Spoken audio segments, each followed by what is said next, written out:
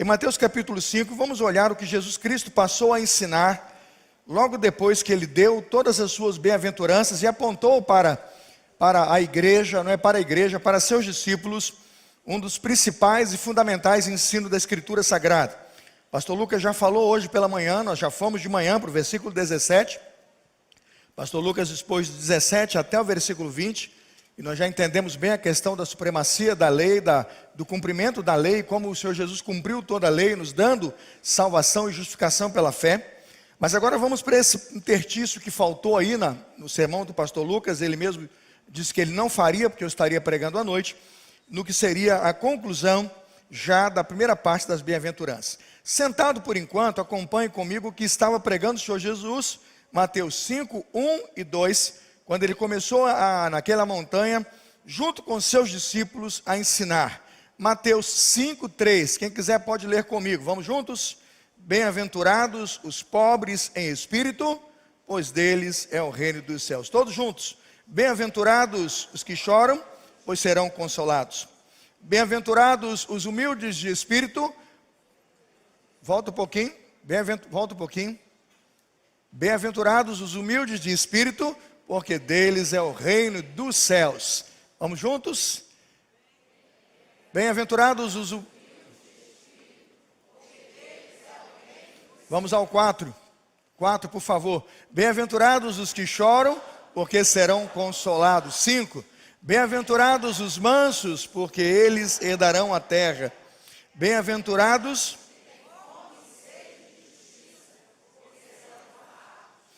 Bem-aventurados... Bem-aventurados... Bem-aventurados... Agora pense comigo, olha onde Jesus chegou com o sermão.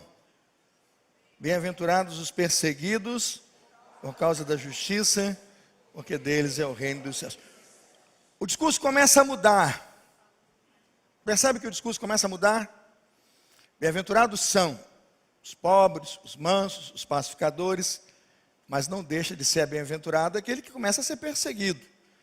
Porque está lutando pela coisa certa, está defendendo aquilo que é certo, está buscando justiça, está destacando pelo direito, pela verdade, mas ele disse, serão vocês perseguidos. Veja o verso 11, Mateus 5,11, bem-aventurados são vocês, quando por minha causa os insultarem e perseguirem, e levantarem todo tipo de calúnia contra vocês.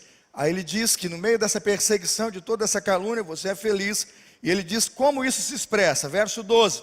Alegrem-se, regozijem-se. Por quê?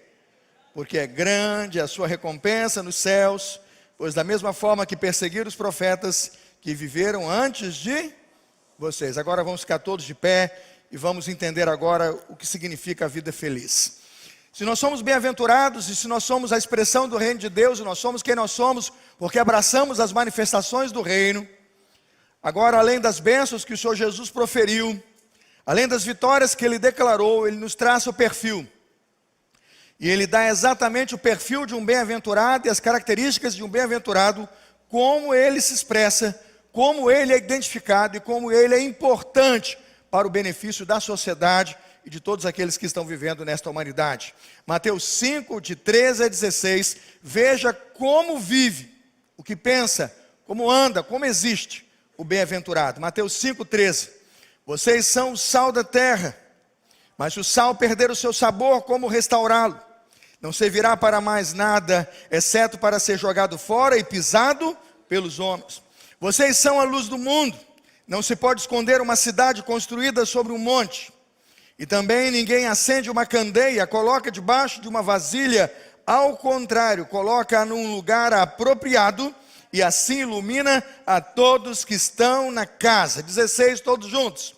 Assim brilhe também a vossa luz diante dos homens, para que vejam as vossas boas obras e glorifiquem a vosso Pai que está nos céus. Amém? Eu estou usando a nova versão internacional, a equipe vai daqui a pouquinho fazer uma revisão. Nós vamos caminhar juntos na NVI nesta noite. Vamos orar? Senhor, vem abençoar, Pai, a palavra que vamos meditar nessa noite. Já desde domingo pela manhã estamos batalhando bastante para entender e compreender quais são os desafios, ó Deus, que como cristãos enfrentamos para sermos seus discípulos. Somos bem-aventurados, sim, quando pobres de espírito, quando pacificadores, somos bem-aventurados até quando perseguidos por causa da justiça e por amor do seu nome. Mas somos bem-aventurados para sermos sal da terra e luz do mundo. Vem nos mostrar, ó Deus, o que significa essa conduta e essa postura cristã em tempos tão desafiadores, para que a nossa conduta, ó Deus, seja a fiel representante do Evangelho de Cristo, não só aqui na primeira igreja, mas como a existente e real onde nós estivermos, para a glória do Senhor Jesus. Assim oramos em nome de Jesus. Amém. Podem sentar-se. Sal e luz, a correta conduta cristã. Quando você chega no versículo 13 do capítulo 5 do Evangelho de Mateus, as bênçãos cessaram. Perceba que as bênçãos declaradas enquanto possessão é aquilo que se pode possuir e a reivindicação de um reino futuro no presente vai cessar. E agora você sai das bênçãos para responsabilidades. O Senhor nos tem dito que com as bênçãos de Deus e com a felicidade de Deus e com a vida de Deus nós herdamos também agora responsabilidades. Repita comigo. Responsabilidades. Foi o que a Adriana disse aqui. Amanhã a vida vai começar do zero. Não dá para ficar amanhã com um sorriso estreito dizendo sou feliz, se você não paga as suas contas. Sou feliz se você não consegue trabalhar e produzir o suficiente para a sua subsistência. O que o Evangelho está dizendo é que nós temos muitas bênçãos de Deus, mas elas são reivindicadas e elas são, na verdade, percebidas e transitadas na vida cristã por um cristão que transita bem com elas nas suas responsabilidades. Eu coloquei um slide, o slide vai dizer aí, que a partir deste momento do Sermão do Monte, a vida feliz vai apresentar claramente um nicho e um grupo de responsabilidades muito claras. O discurso muda entre o que nós somos e o que queremos ser, e o Evangelho é o que nós somos, mas neste momento aqui ele muda para aquilo que nós fazemos, aquilo que precisamos fazer, aquilo que precisamos viver, aquilo que precisamos manifestar como cristãos.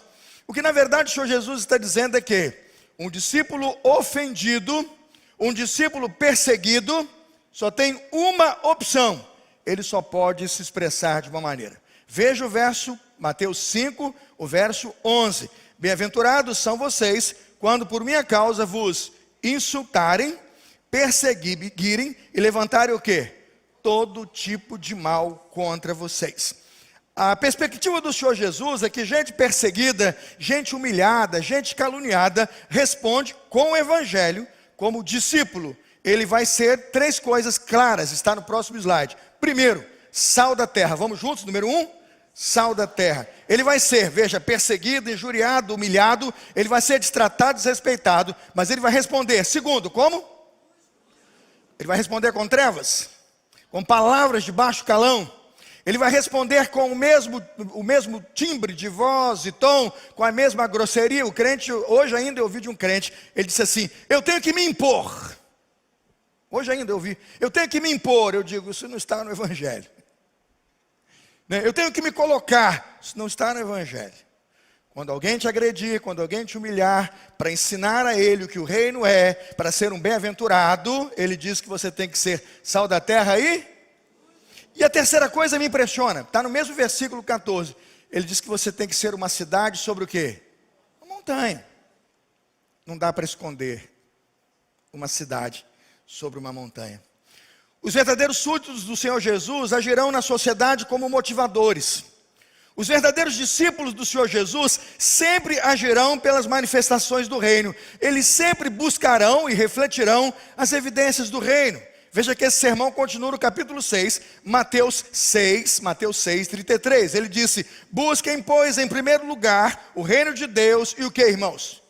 E a sua justiça. E veja, e todas essas coisas... Qual era o assunto? O que vamos comer, o que vamos beber, o que vamos vestir, o que vamos comprar. Não é esse o assunto, irmãos? E Jesus vai dizendo, você não pode aumentar 1 centímetro na sua altura, se estiver preocupado. Você não pode mexer um fio do seu cabelo preocupado, porque não cairá um fio da sua cabeça, um fio de cabelo seu, sem que Deus o quê? Permita. E você está ansioso. Mas ele disse, por toda a sua ansiedade, por todo o seu estilo de vida, busque em primeiro lugar o reino de Deus e a sua justiça, e todas essas coisas lhe serão acrescentadas.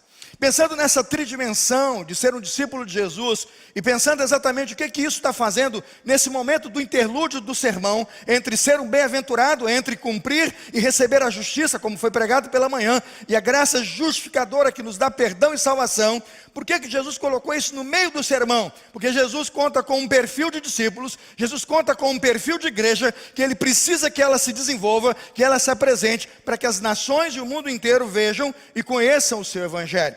O que o Senhor Jesus está dizendo no Evangelho de Mateus, a partir do verso 13, é que, eu coloquei no próximo slide, que a igreja e o mundo são essencialmente diferentes.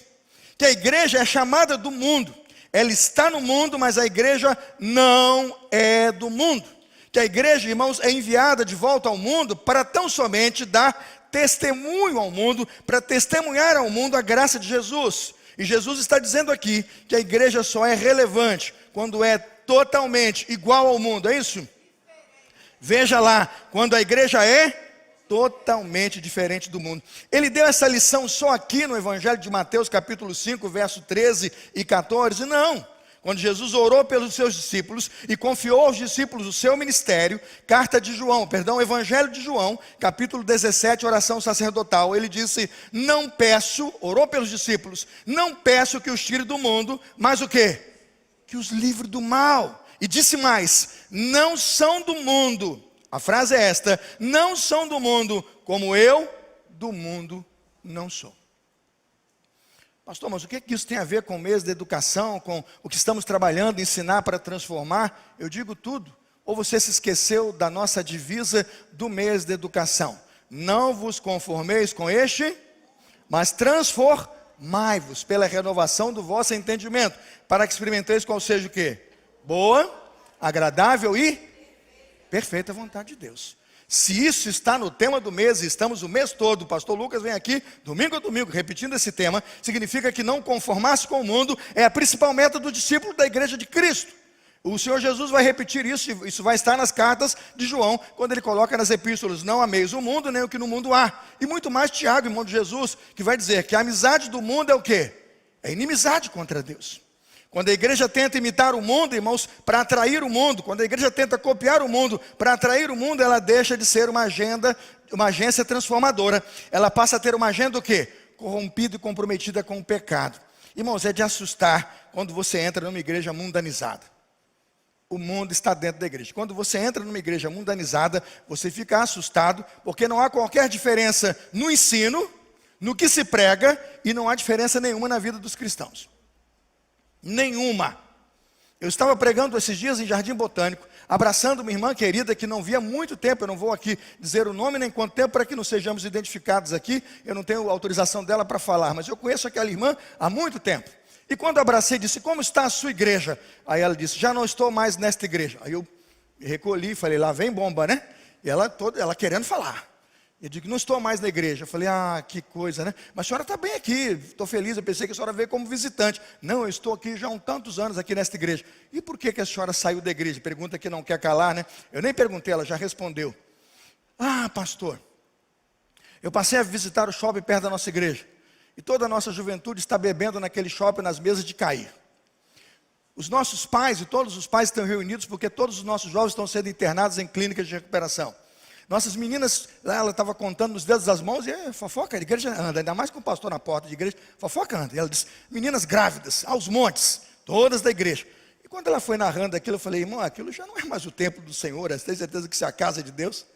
Porque na verdade o testemunho daquela irmã ao deixar a sua igreja, é que o lugar onde ela estava, já não se parece mais nada como igreja, aquele povo que está lá, já não se parece mais com quem? Com Jesus. Eu não estou dizendo que ela deveria ter saído, mas estou dizendo que a situação na qual ele está mergulhado, e o mau testemunho de toda aquela gente da comunidade que lá se diz igreja, está com certeza envergonhando aquela irmã e muitos irmãos. O que Jesus Cristo nos deu como ensino aqui, irmãos, é que nós como igreja temos uma característica pela qual nós seremos marcados. Ele vai dizer: vocês são o sal da terra. Repita comigo: vocês são o sal da terra. Segundo, versículo 14, vocês são o quê? A luz do mundo. Quando ouvimos uma mensagem como essa, o que ele está dizendo é que uma igreja perseguida é chamada para servir ao mundo, é chamada para responder ao mundo de maneira diferente com o que o mundo espera que seja a sua resposta. O mundo acha que vamos responder com ódio, com rancor, com ira, e nós vamos responder com amor, com sobriedade, com o Evangelho de Jesus.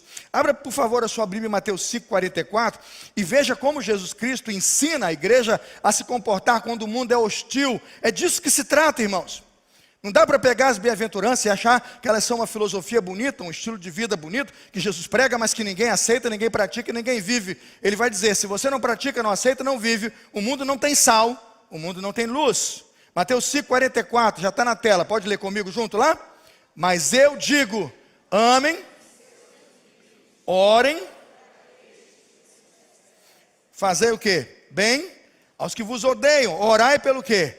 Pelos que vos maltratam e vos perseguem, para que sejais filhos de vosso Pai que está nos céus. Mateus 5,44. Quando eu olho para um texto como esse, irmãos, me impressiona a grandeza do Senhor Jesus ao ensinar um evangelho tão poderoso a uma geração que está sendo perseguida. Veja o verso 43, Mateus 5,43. Vocês ouviram que foi dito, ame o seu próximo, odeie seu inimigo. Mas eu digo, amem os seus inimigos.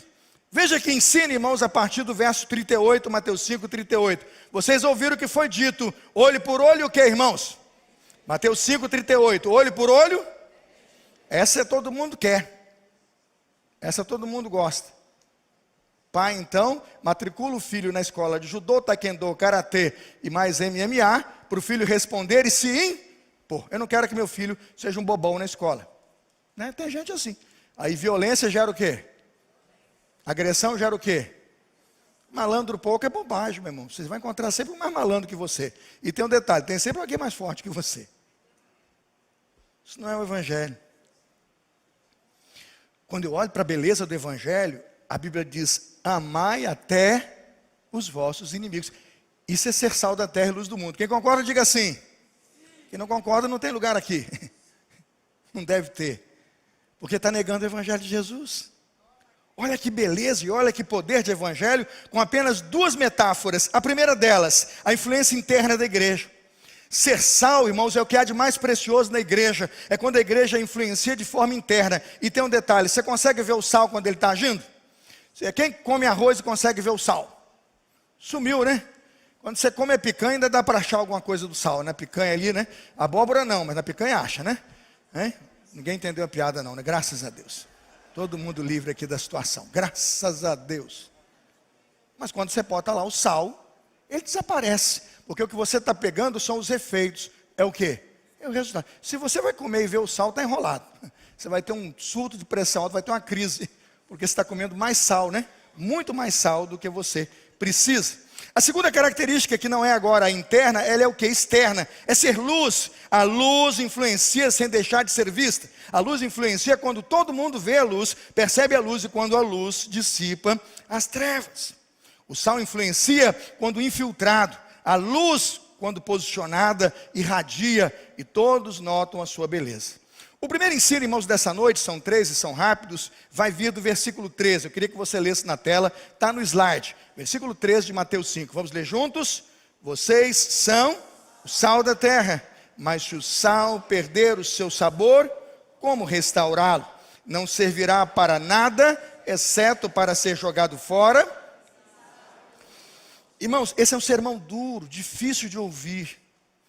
Você é sal da terra, você foi chamado para, como sabor, restaurar o sabor da terra. Mas se você como sal não servir, não for usado como sal, você para nada mais serve. A única utilidade é ser o que, irmãos? Pisado, jogado fora e pisado pelos homens. Eu vejo esse evangelho que se prega por aí, se é cabeça, não cauda, você é isso, não aquilo, você faz isso, não aquilo. Eu digo, se for sal, vai salvar. Se não for, está lascado. Porque vai ser pisado pelos homens. O sal que não se entrega, o sal que permanece no saleiro, ele perde o seu poder de salgar. O sal que não está cumprindo a sua missão, o sal que não está sendo exigido com o poder recuperador de sabor e restaurador, ele está ali, irmãos, sendo destruído, desgastado e perdendo a finalidade pela qual ele foi posto ali. Eu vejo que na história, lá na época de Jesus, o sal era diferente de hoje e do controle de sal que temos hoje. O sal nosso hoje tem, por exemplo, se eu estou certo, 15% de iodo, né? Pode procurar, que isso é um estudo, foi feito pela Anvisa. A Organização Mundial de Saúde acompanha isso no mundo inteiro, para que haja um equilíbrio aí nas taxas de iodo e no uso do sal. Um ser humano deve comer, eu não lembro agora quantas gramas, eu não tenho certeza, alguém depois vê no Google aí, mas um pouquinho, cada um indivíduo deve comer lá umas 11 miligramas de sal por dia. E dizem que é muito, se comer 12 é muito, porque para ter saúde tem que ter no máximo 6. No Brasil, o pessoal consome, comprando em quilos, 11, 12 miligramas de sal diárias, é o per capita a cada brasileiro. A taxa está acima, né? Está todo mundo aí sofrendo, né? Pressão, não sei o que e tal. Falei, com essa quantidade de sal, né, no organismo, está ruim, né? Está ruim, não aguenta. Deveria usar só até 6 miligramas. O que Jesus está dizendo naquela época, no Mar Morto, as pessoas buscavam e tiravam o sal do Mar Morto, ou de alguns lagos ali da Síria, eles misturavam esse sal para não mofar com gesso. Tinha lá um pouquinho de gesso, e mais, alguns restolhos de planta, batia aqueles restolhos, um pouquinho de gesso, e aquele era o sal que servia, que era distribuído para a população. Mas com gesso e restolho de plantas, esse sal perdia o sabor, a salinidade, muito rápido. Por isso o ensino rápido para a dona de cozinha e para aquele que estava em casa. O nosso sal, dos dias de Jesus, ele tinha um prazo de validade muito o quê? Muito curto. E se as pessoas não usavam rápido, quando elas tentavam usar, depois que ele perdia o sabor e o efeito, ele chegava a fazer mal. Então o povo jogava no quintal, jogava fora e ainda pisava para poder espalhar pela própria terra. A tentativa era ver se servia de adubo, mas dava errado, porque nem grama nascia onde jogava o pobre coitado do sal, o sal que perdeu o seu valor. O que Jesus está dizendo para nós hoje é que assim cristãos que são vivos, cristãos que estão ativos na igreja, precisam viver de forma ativa e presente no mundo. O que é sal fora do saleiro? O cristão participa na esfera cultural, sim ou não? Sim, participa. O cristão participa na agenda econômica de seu país e deve estar envolvido com as questões econômicas do seu país, sim ou não? Sim. O cristão precisa influenciar e ter uma agenda de oração e de participação, de joelho no chão de oração e de presença política, sim ou não? Na verdade, o que Jesus espera e o que Deus espera da igreja é que o sal esteja vivendo na cultura, na economia, na política, na escola, na advocacia, na medicina. Onde estiver um cidadão, onde estiver uma pessoa, o que o reino de Deus espera é ter ali, irmãos, veja, 6 miligramas de sal. Você pode servir 1 quilo de arroz, mas não precisa mais do que 6, 7 miligramas para deixar aquele arroz saboroso. O que está dizendo, irmãos, aqui no Rio de Janeiro, pode ter 6 milhões de habitantes, 7 milhões de habitantes, mas se o Senhor Jesus encontrar aqui 6 cristãos autênticos, o que ele está dizendo é que o Rio de Janeiro vai ganhar o quê? Sabor, vai ganhar propriedade, vai ter neste grupo de cristãos autênticos, Mateus 5, não dá para ficar só no 5, Mateus 6, todos esses exemplos e exigências, olho por olho, não, amai até os vossos inimigos. E quando você vê toda essa agenda do reino de Deus permeada e implementada em nossa sociedade, o que ele está dizendo é, vós sois a luz do mundo. O que Jesus está dizendo é que a igreja é o sal da terra. Por quê? Primeiro, o sal é antisséptico e evita a decomposição. Nos dias de Jesus, o sal era, na verdade, o grande moderno sistema de refrigeração, ainda que não fosse refrigeração. Mas veja, tudo estragava, irmãos. Na época de Jesus você tinha poucos recursos, sem geladeira e sem refrigeração. Como o pessoal guardava e protegia os alimentos? Com o processo de salinização. Era preciso colocar sal naquelas comidas para que elas pudessem durar e perdurar. Se Jesus disse, vós sois o sal da terra, o que ele está dizendo é que a nossa sociedade não passará pela decomposição, porque temos um cristianismo antisséptico, atuando e permeando o nicho de nossa comunidade. A segunda perspectiva de Jesus é que o sal é um condimento que dá sabor. E se a nossa vida é insossa, se a sociedade é insossa, e se eu acho o mundo intragável, é porque falta no mundo o que, irmãos? Sal. Ah, esse tipo de política, esse tipo de situação, esse tipo de estado, esse meu bairro está intragável. Quando eu digo que está intragável, é porque falta o que, irmãos? Sal. O que o nosso Jesus está dizendo para cada um de nós é que a igreja precisa voltar para a sociedade, mergulhar e imergir na sociedade e submergir da sociedade com suas propriedades de sal, fazendo diferença, levando o evangelho libertador, levando o evangelho à cultura, levando o evangelho à economia, levando o evangelho aos teatros, levando o evangelho ao cinema, por onde um cristão estiver, que com ele vá o evangelho de Jesus. Jesus Cristo vai dizer: vós sois o sal da terra. E em terceiro lugar, o que ele vai dizer é que o sal provoca sede. O sal tem capacidade de provocar sede. Vivemos num mundo caído, onde as pessoas não têm sede nem fome, falta sede e fome de justiça, como nas bem-aventuranças estão. Mas quando temos a presença do sal na sociedade, a sociedade vai ter sede. Ela vai ter sede de Deus. Como a corça anseia por águas, a minha alma tem o que, irmãos? Sede de Deus. Quando pregamos o evangelho, quando levamos o evangelho, pode perceber, irmãos, a sociedade passa a ter sede de Deus. É como uma pessoa que não teve contato com o evangelho e ouvindo o evangelho pela primeira vez, ao ouvir o evangelho pela primeira vez ou pela segunda vez, que o seja. Quando você vai levar a ele aquela verdade do evangelho, ele diz: dá para voltar? Dá para continuar amanhã? Ele quer saber o fim da história. Porque você pode perceber, para o indivíduo que tem contato com o evangelho pela primeira vez, ele tem o que, irmãos? Sede. Porque o sal chegou. O sal chegou com o seu poder de salgar e de fazer com que ele tenha sede e desejo das coisas do Senhor. Em quarto lugar, irmãos, o sal é útil para ser o conservante. O sal, para ser útil, precisa conservar o seu poder de salinidade. O cloreto de sódio é um produto químico muito estável, mas se ele passar do ponto, mas se ele perder a sua função, e se ele começar a entrar com bactérias e decomposição, o que vai acontecer com o sal é que ele se torna, como cloreto de sódio, um produto extremamente danoso e perigoso à sua saúde. É por isso que o Senhor Jesus diz: se o sal não salgar, para nada mais serve a não ser o quê? Ser pisado pelos homens. O que o Evangelho de Jesus pede à sua igreja hoje é que a igreja se entregue. O que Jesus pede de cada cristão hoje é que a gente saia da inutilidade para a utilidade, da futilidade para a utilidade. Sabe por quê, irmãos? Se a nossa conduta não corresponde ao nosso chamado cristão, então nossas palavras não terão nenhum valor. Vós sois o sal da terra, vós sois o quê? A luz do mundo.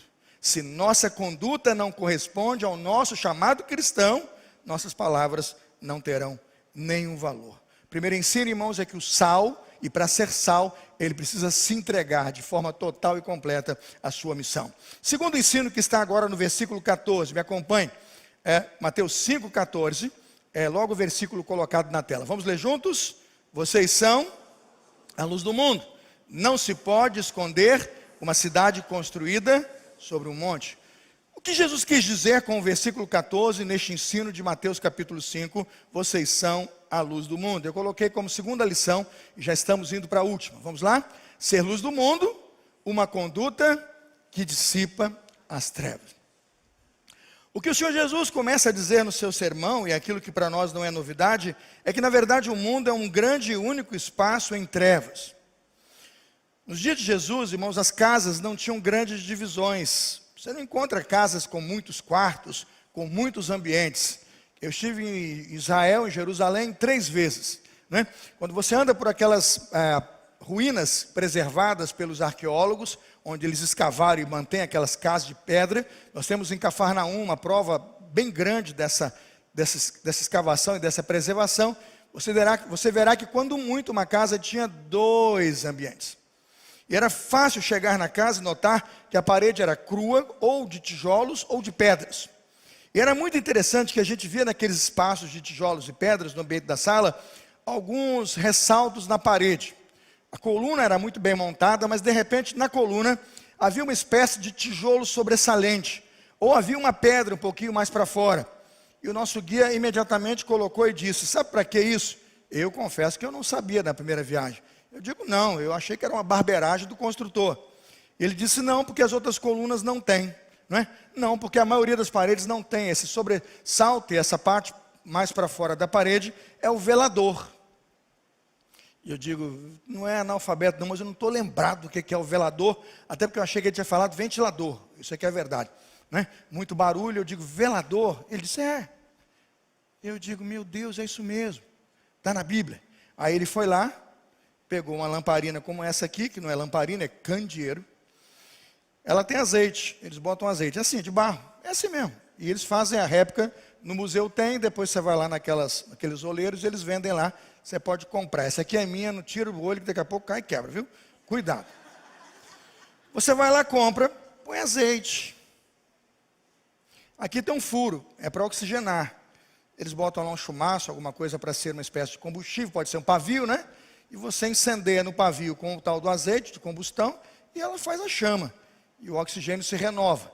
Outros usam aqui para oxigenar e botam o pavio aqui. O pavio está molhado lá, imerso dentro do óleo, né, de combustão, e aquele azeite vai queimar. Isso é o candeeiro. Aí o moço pegou, foi lá naquela coluna lá e colocou lá, ó, no alto da casa. Uma lamparina dessa aqui, né? Uma lâmpada dessa aqui. Ele dizia que aquela noite toda iluminava o quê? Toda a casa.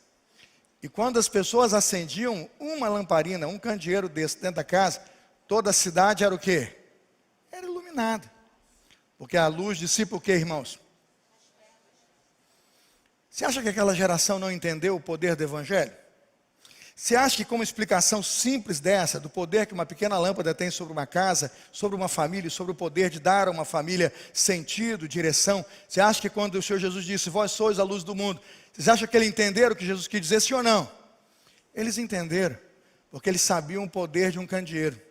Hoje nós temos muitas lâmpadas, hoje nós temos um modelo de iluminação diferente. Tem hora que eu pergunto, para que tanta luz? Se é para ficar apagado, mas é um novo momento da igreja, né? O que eu sei hoje é que a luz, irmãos, dissipa o quê? As trevas. Que mensagem clássica de Jesus, que palavra simples de Jesus, para dizer para nós que nós somos essa lâmpada, que nós somos essa luz, que nós temos esse brilho, e que nós temos não somente o poder transformador do sal presente na sociedade, mas que nós somos uma luz a apontar direção, sentido e a dissipar as trevas de nossa comunidade, de nossa triste e dura realidade. A semelhança, irmãos, do papel de uma lâmpada numa casa, qualquer seguidor de Jesus Cristo deve exercer hoje no mundo o seu papel de sal da terra e o que, irmãos? Luz do mundo. Se nós deixarmos de brilhar, se nós deixarmos de ser discípulos, se nós não absorvermos o sermão de Mateus capítulo 5 até o capítulo 7 por inteiro, e se nós não vivermos isso de maneira sóbria e clara nesta sociedade, o que a Bíblia diz, irmãos, é que haverá o quê? Um apagão. Espiritualmente nossas igrejas estarão perdidas, espiritualmente nossa sociedade estará perdida, porque isso aqui é lamparina sem óleo da unção, isso aqui é lamparina sem fogo, isso aqui, irmãos, é lampião que não encandece. Apague todas as luzes, se eu ficar segurando isso aqui não tem efeito nenhum, mas se o fogo queimar, se a chama queimar, até esta lamparina, até esse candeeiro, pode a igreja toda o quê? Iluminar.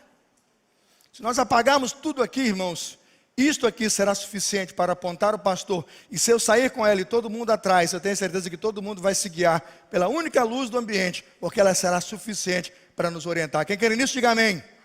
O que eu estou dizendo, irmãos, é que a sociedade está como está, porque nós estamos apagados.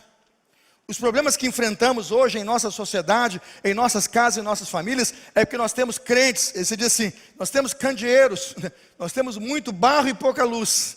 Nós temos muita moldura, não é? Nós temos muita estrutura, muito enfeite, mas pouco fogo, pouca chama, pouco poder de reflexão, de interação e de mudança de comportamento. Por isso o texto que coloquei diz, uma o que, irmãos? Conduta, está lá na tela, repita comigo, uma conduta. É uma postura, é uma posição, é uma maneira de viver que dissipa todas as trevas.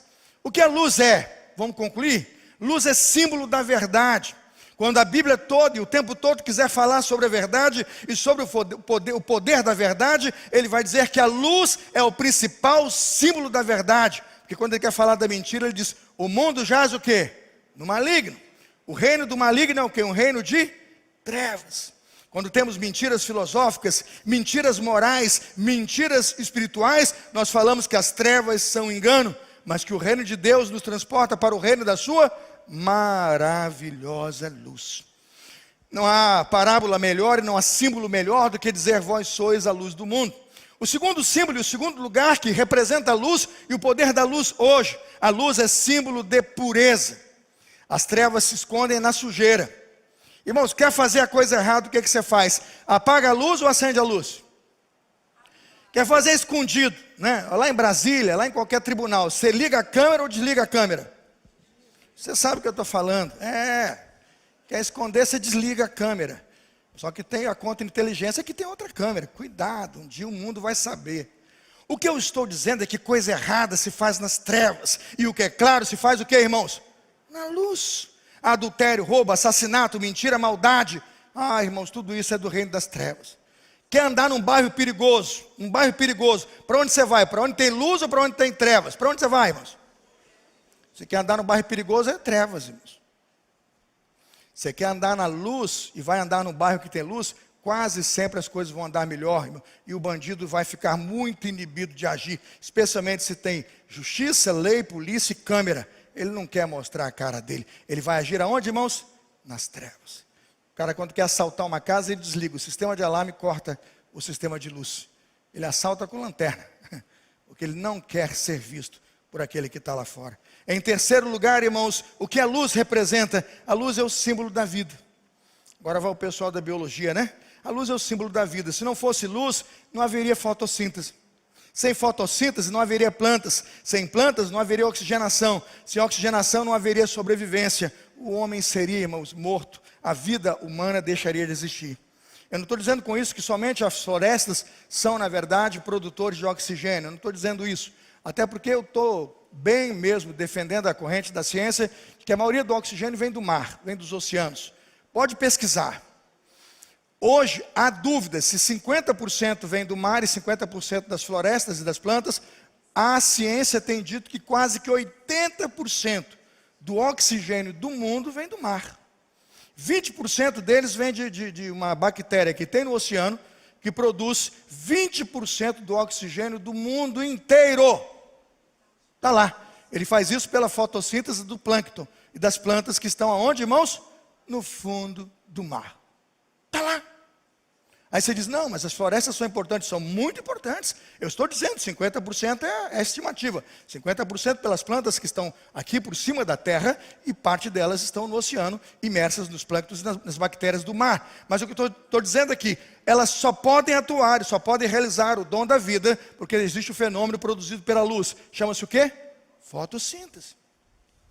Aí eu vejo o mundo sufocando, o mundo morrendo, o mundo sem ar, o mundo sem oxigênio, irmãos jovens se suicidando, pessoas tirando sua vida, um espírito de morte tomando a sociedade. Você pergunta, o que está acontecendo, pastor? Eu disse, fotossíntese espiritual. Falta o quê, irmãos? A presença da luz. Né, Eliseu? Eliseu hoje está meu irmão gêmeo. Quase que estamos igual aqui hoje, né, Eliseu? Que legal. Quando eu vejo, irmãos, pessoas hoje na nossa sociedade perdendo sua vida, eu digo, falta a presença da igreja, levando oxigenação e revitalização por onde andam e por onde passam. Em quarto lugar, nós vamos à conclusão, a luz é o símbolo de direção. Quem nunca viu a luz servir e apontar como símbolo de direção? Quem nunca viajou numa viagem de cruzeiro, levanta a mão, né? Quem nunca andou num barco e viu um farol no mar para guiar, eu também nunca fui, mas eu já vi nos filmes, né?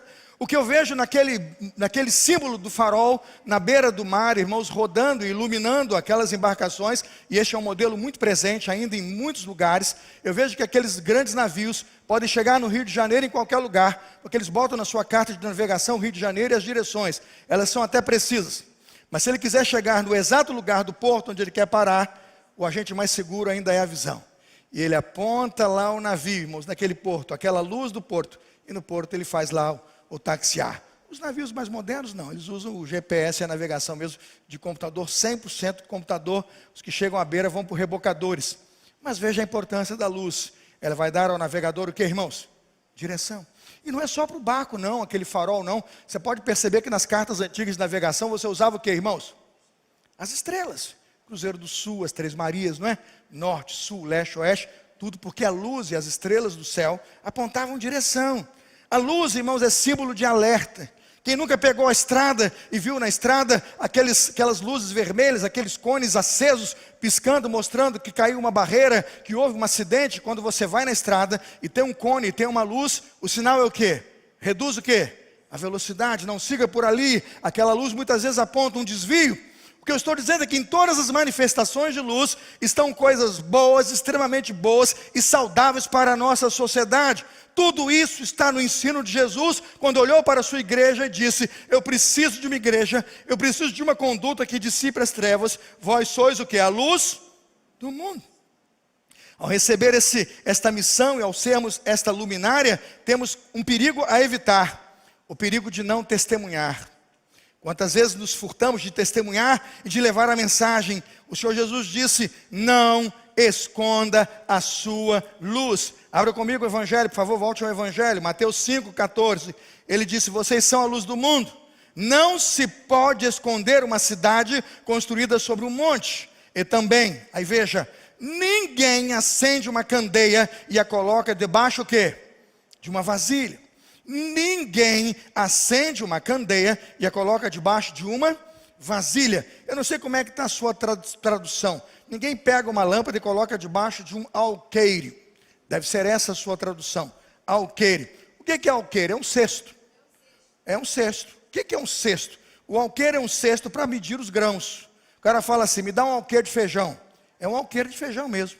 Ele passa aquele cesto lá no saco do feijão, limpa para não dar o excesso, tem que ganhar o dinheiro dele, né? Aí quando está na linhazinha do cesto, ele diz: um alqueire de feijão. Se quiser 2, ele passa de novo. É um alqueire, né? Ele muitas vezes era um cesto, e com o tempo que a carpintaria avançou, ele foi de madeira, e na minha época ele era de alumínio. Não era não, pessoal? Quem era do meu... Tem velho igual eu aqui não, né? Eu ia lá naquela, como é que chama? Armazém. Era isso? Armazém, venda. Na roça a mãe dizia: vai na venda. Aí tinha um saco de açúcar, não era um sacão, né? Era de pano aquilo, né? Tinha açúcar, tinha o quê? Feijão, tinha mais o quê, irmãos? Tinha arroz sem casca e com casca. O arroz cascado era marrom, né? A gente comprava com o mais barato, que era com casca, e depois tinha que ficar esfregando aquilo para soltar a palha em casa. Que sofrimento. Morei na roça, meus irmãos. Morei na roça. Já fui pobre. A gente pegava aquele alqueire, né? Batia lá no açúcar. Aí era o quê? Pote pequeno, 500 gramas. Maior, 1 quilo. Era um alqueire. Jesus está dizendo o seguinte: não pega aquilo que mede lá os grãos, não pega aquela tampa, aquela vasilha. Sua Bíblia deve estar dizendo vasilha, né? Porque ninguém sabe mais o que é alqueire. Eu também não sabia. Tive que estudar muito, gastei horas para descobrir isso, né? Então eu falei: bota a vasilha que é melhor. Não bota a luz debaixo da vasilha, porque vai cortar o quê? Vai cortar o oxigênio. Vai ocultar a luz. E se ela perder a sua função, ela não vai mais brilhar. Coloca onde, irmãos? No velador. Coloca onde? No candelabro. Coloca, na sua Bíblia a versão é pedestal, né? Pedestal, coloca no pedestal, para que todo mundo seja iluminado pela luz. Ah, meus irmãos, a palavra não colocar debaixo do cesto é na verdade a conduta cristã correta. A palavra não colocar debaixo do cesto é o comportamento adequado, é a vida cristã legítima, que não precisa se esconder ou ocultar, que não apaga a sua luz, hora nenhuma, que reflete. Há uma sutil diferença entre mostrar-se com sua fé e testemunhar da sua fé. Muita gente quer mostrar-se com sua fé, é um desastre. Mas quantos vão testemunhar da sua fé? Mostrar-se com sua fé é dizer que você é religioso, que você faz, que você acontece. É o irmão Aparecido, ele só quer aparecer. Mas testemunhar da sua fé, irmãos, é fazer tudo, viver uma vida religiosa, de práticas e de boas condutas, e tudo isso apontando para quem, irmãos? Para Deus e Pai de nosso Senhor e Salvador Jesus Cristo. Para terminar, irmãos, eu quero ir ao último ponto desta mensagem, ao terceiro e último ponto. Ele usa como ilustração, volta um pouquinho, está no verso 14. Vocês são a luz do mundo. Agora vamos à última parte. Não se pode o quê? Não se pode esconder uma cidade construída sobre um monte. Se o primeiro exemplo é ser sal, o segundo exemplo é ser luz, ele diz: muito importante ser luz, mas como uma cidade, no alto da montanha, uma cidade que ninguém pode esconder. O Senhor quer expressar com essa ilustração o seguinte: que se seus discípulos ficarem escondidos do mundo, o mundo não os poderá ver. Mas se eles forem como uma cidade sobre o monte, não há quem não os possa ver. Uma das cenas mais lindas, eu passei por esta cena, eu acho que uma única vez, porque as outras vezes eu fui de avião para Jerusalém, a gente chegou por outros ângulos. Mas quando a gente veio do Egito, Angélica, aquele dia foi marcante. A gente veio por chão, a gente veio por Tel Aviv, atravessou Tabo. A gente estava dentro do ônibus, a gente foi entrando por Jerusalém por dentro do ônibus, de baixo, pela parte baixa da cidade, vendo a cidade no alto. Irmãos, era a primeira vez que a gente tinha ido, e foi a primeira vez que eu fui nesta caravana. As outras, nós entramos por outros ângulos. E quando nós vimos Jerusalém ali de baixo, ela estava lá no alto daquela montanha, nas montanhas de Sião, né? São como os montes de Sião. Quando eu vi aquela cidade iluminada, eu digo, meu Deus. Eu comecei a pensar qual será a perspectiva que nós temos de estar no céu. Aquilo era lindo. E mais bonito ainda porque o motorista tem toda uma jogada de sensibilidade em que ele botou Jerusalém, e o ônibus todo começou a cantar, né? Oh, que motorista sábio. E quando ele botou Jerusalém, eu vi aquela cena, eu vi aquela cidade acesa, eu pensei nesta mensagem: uma cidade que todos podem ver, no alto da montanha, para todo mundo saber que ali está a Jerusalém do Senhor Jesus. O grande William Barclay, interpretando a palavra de Jesus, ao concluir a ideia de uma cidade sobre o monte, ele diz: por que esta luz está numa cidade? Porque ela precisa servir de guia, porque ela precisa servir como advertência. Já dissemos aqui, ser uma advertência, ser um ponto de sinalização, ser uma luz guia, como uma torre, um farol, como está na tela, a iluminar os navios perdidos no mar. Mas acima de tudo, irmãos, William Barclay vai dizer, comentando esse texto, que a igreja precisa ser vista por todos os homens. O que faz a igreja ser vista? Irmãos, volte comigo, Mateus capítulo 5, e vamos terminar a mensagem. Bem-aventurados os pobres de espírito, porque deles é o reino dos céus. Mateus 5:4, bem-aventurados os que choram, porque eles serão o quê? Irmãos, veja o versículo 5, Mateus 5:5, bem-aventurados os humildes, pois eles receberão o quê? A terra por herança. Agora veja o versículo 6, bem-aventurados os que têm fome e sede de justiça. Irmãos, vamos dar uma olhada no versículo 8, bem-aventurados os puros de coração. Olha o 9, que forte o 9, bem-aventurados o quê? Você acha que uma gente dessa passa sem ser percebido? Você acha que uma geração dessa passará sem ser notada? Num conflito, por exemplo, como está a Ucrânia com a Rússia, num conflito onde esse tipo de guerra interessa alguém, e o poder bélico, e as armas, e a força, e essa demonstração de forças, interessa alguém que não são as pessoas que moram ali, e que estão sofrendo, e que estão perdendo suas casas. Eu pergunto, um pacificador, e alguém que não quer aquilo, e ora, e luta, e jejua, e passa a noite orando, para que Deus abençoe e aquilo cesse. Eu pergunto, alguém que pacifica será não notado num tempo como esse, irmãos? Não! O que o Senhor Jesus está dizendo, irmãos, é que quando a igreja cumpre a sua missão, e é de fato o sal da terra e luz do mundo, é que tudo que ela faz, e que tudo que ela vive é notada e é percebido, porque o Deus para quem ele está trabalhando, o Deus a quem ele está servindo, faz diferente ao redor dele todas as realidades, modifica em torno dele, irmãos, todas as coisas. E você pergunta, pastor, mas isso é real? É tão real que as pessoas tentam trazer isso pelo seu próprio esforço. Veja a gente que apaga o evangelho. Vá comigo a Mateus 6:1. Mateus capítulo 6, versículo 1, vai comigo para esse texto. Mateus 6:1. Ele diz assim: tenham cuidado de não praticar as suas obras de justiça diante dos outros, para serem vistos por eles. Se fizerem isto, vocês não têm o quê? Se fizerem isso, vocês não têm o quê?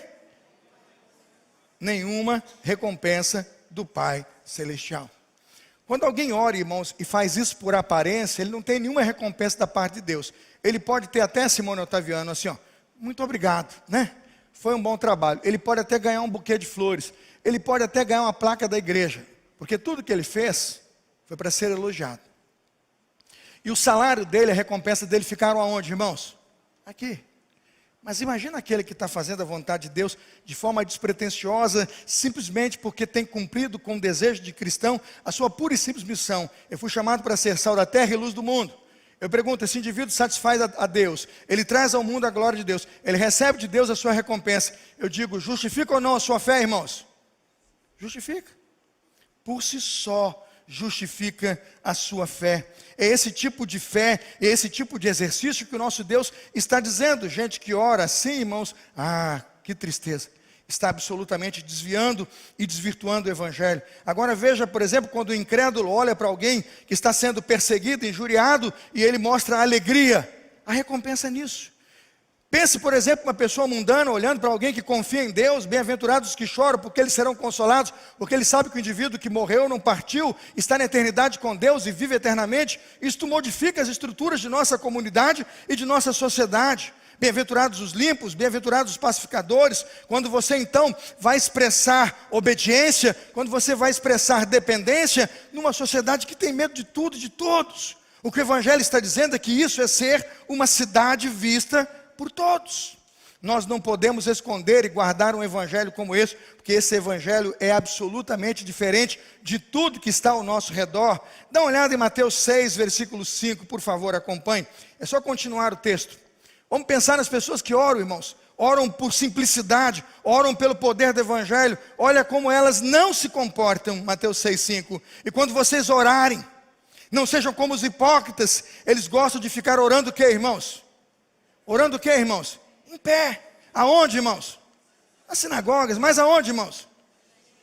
Qual é o fim? Qual é o objetivo desse tipo de oração? O reino de Deus, a glória de Deus, irmãos? Não. O objetivo é o quê? Ser visto. Não é isso aqui não, irmãos. Isso aqui não é ser luz, não. Isso é ser religioso. Isso é bater no peito e se gloriar de uma fé que não vale nada e é depreciada pelo próprio fundador da fé e do cristianismo. O Senhor Jesus diz, isto não ensina nada, isso não traduz nada. Agora imagine uma pessoa doente, enferma lá naquele hospital. Imagine você na sua casa, de porta trancada, orando e jejuando pela cura daquela pessoa, orando e clamando lá na sua casa, por aquela pessoa. Quando ela fica de pé, você se alegra sim ou não, irmãos? E quando aquela pessoa anda, a glória de Deus está nela ou não, irmãos? Porque não há rupturas, não há interesses, é uma pura e simples relação de intimidade com Deus. A glória e a recompensa apontam para um único lugar, a glória de Deus. Quando trazemos este Evangelho, irmãos, do céu à terra, ele modifica estruturas. Ele é diferente da religiosidade da TV, daquele modelo religioso que está lá, aquele bispo, aquela TV, aquela história toda, iluminada, florescida, mas que não transforma as pessoas. Aquilo junta gente, mas não ilumina, não salga, não transforma. Dá uma olhada, por favor, Mateus 6,16. Olha o poder do Evangelho verdadeiro e sincero. É isso que Jesus está pedindo à igreja hoje. Mateus 6,16. Quando jejuarem, não mostrem uma aparência triste. Como que, irmãos? Como hipócritas. Pois eles mudam a aparência do rosto. O objetivo qual é, irmãos? Que os homens vejam que eles estão jejuando. Aí você pergunta, pastor, mas o que isso tem a ver com o sermão? Tem tudo a ver. Fica de pé no seu lugar. Fica de pé aí comigo, abre Mateus 5,16, e você vai descobrir para que Deus te chamou. Abra aí Mateus 5,16, vamos lá, tem a NVI comigo na tela, vamos terminar o sermão, é chave de ouro, e você vai encontrar o motivo de uma geração bem-aventurada. Mateus 5,16, está comigo sim ou não? Está na tela, vamos juntos? Assim brilhe diante dos homens, para que vejam e glorifiquem. A conclusão do sermão, irmãos, a razão da vida cristã é glorificar a Deus. A razão de ser sal da terra e luz do mundo é glorificar a Deus. A razão de ser uma cidade no alto de uma montanha que ninguém pode esconder é glorificar a Deus. Porque a principal finalidade do homem é glorificar a Deus, é deleitar-se nele, é viver para a glória dele. De todos os grandes compositores, eu gosto de todos os grandes compositores sacros, um dos que mais se destaca é Johann Sebastian Bach. Quem nunca ouviu Bach, quem nunca cantou Bach, quem nunca viu tocar e não sabe a diferença de Bach para Beethoven? Acho que todo mundo sabe. Johann Sebastian Bach compôs inúmeras músicas, inúmeras melodias. Mas o que chamou a atenção em sua biografia, em toda a sua história, foram aqueles que examinaram as suas obras. Ele compunha a sua partitura e compunha a sua música no meio do pentagrama com notas e desenhos muito lindos. Ele dava para aqueles escribas, aqueles escritores depois para fazerem cópias da sua música. Mas a assinatura sempre assustou aqueles que copiavam sua música. Ele assinava S, D, G. Aí surgiu a dúvida. Johann Sebastian Bach, o que tem a ver essa tríade SDG? Seria soldado? Seria Soham, o que seria? SDG. Eles ficaram se perguntando. Por que no final de suas músicas estava sempre a nota SDG? E ele mesmo respondeu, só lhe deu glória. Só lhe deu glória. Nunca foi por ele. Nunca foi para ele. É para a glória de Deus. Sabe por que tem pouco sal e pouca luz? Porque a glória é nossa. A gente quer emprestado, a gente quer um pouquinho, não é? Tem hora que a gente quer o lugar de Deus. Hein, Francisco? A gente quer aquele tapinha no ombro e dizer, você é um bom tesoureiro, cara, você faz um trabalho gostoso. A gente tem que receber o salário aqui, né, Davi? Você que é aniversariante do dia, tem que ganhar o elogio no público do meu aniversário, tem que ser aqui, tem que agora. E se esquecer, eu vou mudar de igreja. Porque é a minha glória, sabe? É um tanto de mim, não é, Natanael? Aí ele fala, não, só lhe deu glória. Quando orar, não seja como o hipócrita, orando, repetindo. Seja simples, ora como Jesus, Pai nosso que estás no céu. Quando jejuar, não seja como hipócrita, coloca um rosto marcado e tal, estou jejuando por você. Assim? Mostrando, se exibindo, contando para todo mundo? Não. Quando terminar a sua grande obra, irmãos, quando contar os frutos que você ganhou, as pessoas que você trouxe para o batismo, você diga, SDG, só lhe deu glória, somente a Deus glória. Porque o texto diz, assim resplandeça a vossa luz diante dos homens, para que vejam o que, irmãos? As vossas boas obras, e glorifiquem a quem, irmãos? Ao vosso Pai que está no céu. Sabe por que a sociedade tem pouca glória? Porque a igreja tem poucas obras. Vou repetir, sabe por que a sociedade tem pouca glória? Porque que Deus está tão distante da sociedade, e a igreja às vezes tão distante dos homens, porque faltam obras. Para que vejam as vossas boas obras e glorifiquem a vosso Pai que está no céu. Que para tanto o Senhor nos abençoe.